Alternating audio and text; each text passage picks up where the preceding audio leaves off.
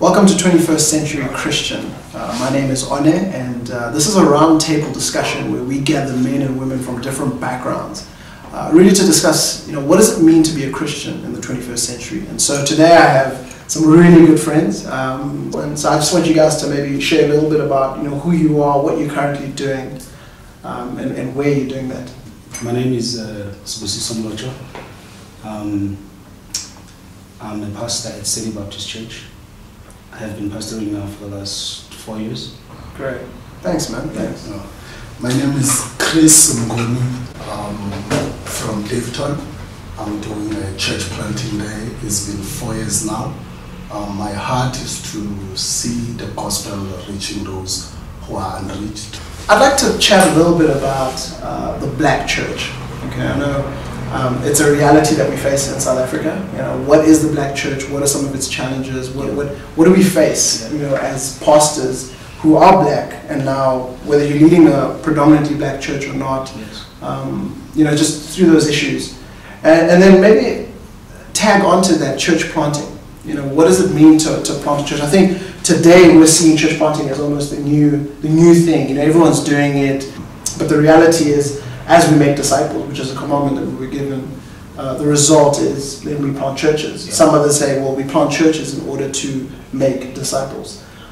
So let's chat a little bit about your context. Mm. All right. So talk to me about where are you planting? Mm. What does it look like? Yeah. So we in the inner city context, like as raw as it gets, like in the dirty and in your face kind of issues, sure. Poverty, unemployment, prostitution. It's like there. When you get out, you've got homeless people, on the streets. So that's the context we find ourselves in. It's interesting because it's like the Lord draws all kinds of people in your church, and it's like, okay, this is like different than ever imagined. Because we have people from Nigeria, from DRC, from Zimbabwe coming to our church. So it's really the United Nations of Africa we find ourselves in. It's like everybody is around there, and so you have all these real social issues that you have to deal with. And so it's just been a challenge trying to think through then how do you bring the gospel in such a reality. It's just so different. Wow. And you just have to learn as you go and see how you tweak it and try to remain biblical, but at the same time, you're facing people with real issues.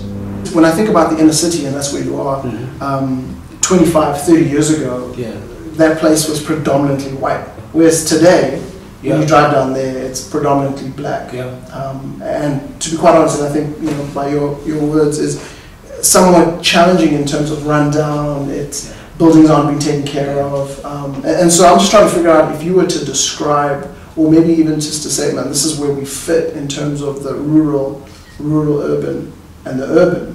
Where. So we're somewhere between then the urban and the rural urban. It's where everybody meets. You've got people from Zimbabwe, Nigerians, Cameroon, but it's not rural urban to say, but it's not suburban. Sure. It's just somewhere in between. It's like a new thing. Yeah. Okay. Great. And Chris, tell me a little bit about your context and maybe your church plant. As we are in a township, that will be using your words, it's rural level, but as it should be rural. The way you put it. Sure. Because I'm just trying to think. Many people in the township will move to the inner city, where Sibu is for employment. So that's why they will look at it's greener pastures, so to speak. I grew up in a township, being trained to be a pastor, preach the word. I realized that the challenge was the movement of moving from biblical doctrines and teachings, and now moving to it's either prosperity gospel. That's what the people are doing, name and claim it. Okay. So that became a challenge as well for me to say, how do we draw people back to the Bible? Correct.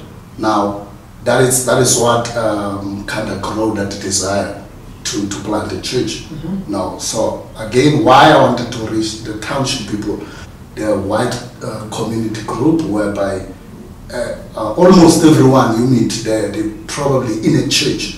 They know the Bible, they've got good biblical principles that they are guiding their lifestyle from. But when you come to a church, for example, in a township, you find people that they are still in a church, but they still think, I can still do whatever I want to do, then when I have time, then I will go to a church. Yeah. You don't see that heart that is serving the Lord in everything. They just categorize the two. This is my church life, and then this is my other lifestyle that has nothing to do with the church. One of the challenges is the mindset of the people in the township. It's trying to help them understand of a difference between just someone who's working and taking care of of their family and who doesn't have anything to do with the church, and someone who is in a church but at the same time they still think, I've got nothing to do with the church. I just come to church on Sunday when I give, then I'm gone and I continue living my lifestyle. So that is where the burden of being there, instilling biblical principles in our township. Great. That's what motivated me. Great. Well, talking about the township, and then you mentioned a few of the challenges in your rural-urban combination. What are some of the challenges that you face? Yeah, they are quite similar, where you will find lack of employment. Many people are not employed there. That is one of the biggest challenge. Then you will see people who will move to the city, I mean, for employment. Then most of them, they will be based there. Then you'll also find people who will go and study. Then when they done with their degrees, then they will go to urban. So the church will still quite be poor in the township. There are a few though who will come and stay in the township. And then the people moving in as well. We will see that, for example, in our area we've got lots of Mozambican people who come, and they've got an area. In townships, they name you based on your tribes. In those townships, that's where they accommodate those people. You'll have the Shangani areas that are there, of which it seems as if they still live in Mozambique because they are in their own group, community. They do things the way they are used. So those will be the challenges.